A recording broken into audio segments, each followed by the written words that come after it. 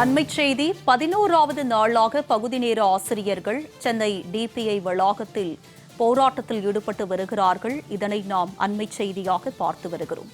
சென்னையில் 11வது நாளாக பகுதி நேர ஆசிரியர்கள் போராட்டத்தில் ஈடுபட்டு வருகிறார்கள். இதனை நாம் அண்மைச் செய்தியாக பார்த்து வருகிறோம். 11வது நாளாக பகுதி நேர ஆசிரியர்கள் இன்றும் போராட்டத்தில் ஈடுபட்டு வருகிறார்கள். இதனை நாம் அண்மைச் செய்தியாக பார்த்து வருகிறோம். இது பற்றிய கூடுதல் விவரங்களோடு இணைக்கிறார் எமது செய்தியாளர் லாவண்யா. அவரிடம் விவரங்களை கேட்டு பெறலாம்.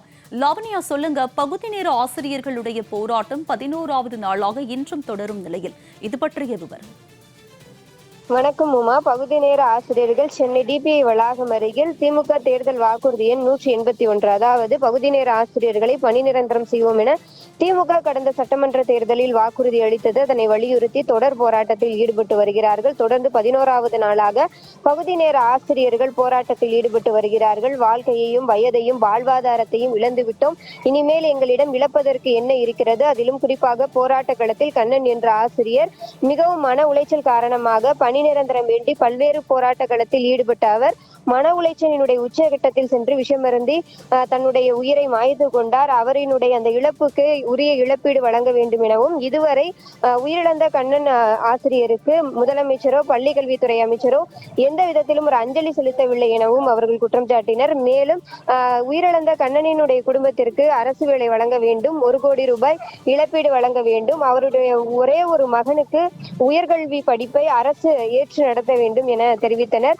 மேலும் எவ்வளவு சிக்கல்கள் சிரமங்கள் ஏற்பட்டாலும் தொடர்ந்து போராட்ட களத்தில் இருப்போம் என்றும், திமுக தேர்தல் வாக்குறுதி எண் 181 நிறைவேற்றி அரசாணை வெளியிடும் வரை சென்னையை விட்டு அகலமாட்டோம் என பகுதி நேர ஆசிரியர்கள் தெரிவித்தனர்.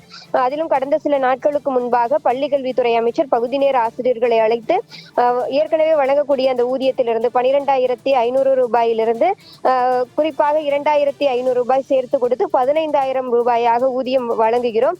அது மட்டுமல்லாமல் மே மாதத்தில் சம்பளம் வழங்குகிறோம், அதாவது 10,000 ரூபாய் வழங்குகிறோம். 14 ஆண்டுகளாக மே மாத சம்பளம் கிடையாது, சம்பளம் வழங்குகிறோம் என்று பேச்சுவார்த்தையில் ஈடுபட்டார்.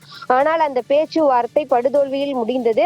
பகுதி நேர ஆசிரியர்கள் பள்ளிக்கல்வித்துறை அமைச்சரினுடைய பேச்சுவார்த்தைக்கு உட்படாமல் அவர்கள் மிகவும் உறுதியாக திமுக தேர்தல் வாக்குறுதி எண்ணில் கொடுத்திருக்கக்கூடிய பணி நிரந்தரத்தை மிகவும் தீவிரமாக வலியுறுத்தினர். மேலும் அந்த வாக்குறுதியை அவர்கள் நிறைவேற்ற தவறினால் தொடர்ந்து தீவிரமான அந்த போராட்டத்தில் ஈடுபட போவதாகவும் தெரிவித்தனர். அந்த பேச்சுவார்த்தையானது தோல்வியில் முடிந்த ஒரு நிலையில் அடுத்தடுத்த கட்டமாக பகுதி நேர ஆசிரியர்கள் தீவிர போராட்டத்தில் ஈடுபட்டு வருகிறார்கள்.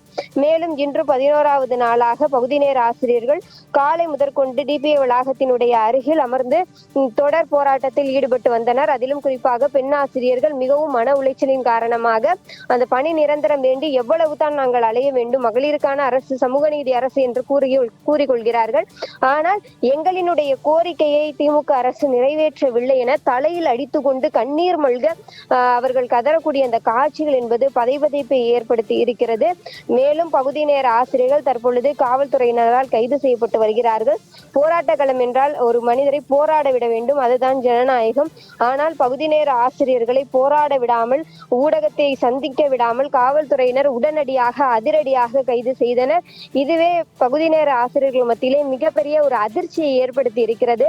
தமிழகத்தினுடைய பல்வேறு மாவட்டங்களில் இருந்து வந்திருக்கிறோம். மிகவும் சொற்ப ஊதியத்தில் குடும்பத்தையும் நடத்தி கொண்டு போராட்டத்திலும் ஈடுபட்டு வந்திருக்கக்கூடிய எங்களுக்கு தொடர்ந்து இப்படியான அச்சுறுத்தல்களும் சிரமங்களையும் அரசு சார்பாக ஏற்படுத்தி கொண்டே இருக்கிறார்கள்.